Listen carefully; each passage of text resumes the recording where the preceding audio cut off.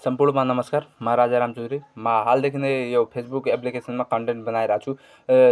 त्यो चाहे नेपालको न्युजसँग सम्बन्धित हो, चाहे जब रिलेटेडसँग सम्बन्धित हो, म यसकै बारेमा निरन्तर भिडियो हालिरहेको छु। तपाईँहरूले मेरो भिडियोलाई सक्दो सेयर गर्नुहोला।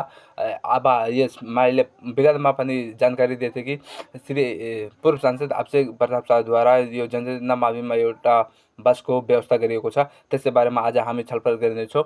यो वस्तु जिल्ला अन्तर्गत शिवराज नगरपालिका वडा नम्बर 8 लक्ष्मणपुरमा स्थित श्री जनचेतना सामुदायिक माध्यमिक विद्यालयमा एउटा पूर्व सांसद श्री अभिषेक प्रताप शाहद्वारा भारतीय दूतावासबाट यस श्री जनचेतना सामुदायिक माध्यमिक विद्यालयमा एउटा बसको व्यवस्था गराइदिनु भएको छ।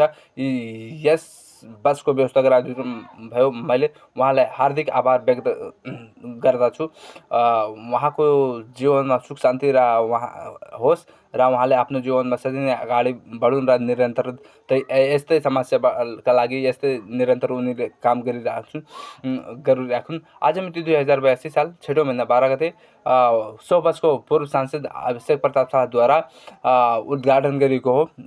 अब उद्घाटन क्रममा उहाँले आफ्नो इमोसन र फिलिङलाई के कस्तो भन्नुहुन्छ र बालबच्चाहरूको लागि आवत जावत लागि छिटो व्यवस्था गराइदिनु भयो। यति त धेरै नै राम्रो काम गर्नुभयो यो श्री जनचेतनामा आफैको लागि र बच्चाहरूमा पनि आफ्नो भएको खुसीपन बच्चाहरूले के कस्तो पढ्नुन् भन्ने राम्रो हुन्छ त्यसको बारेमा पनि केही भनिदिनु भयो। त्यसको लागि म उहाँलाई विशेष धन्यवाद भन्न चाहन्छु।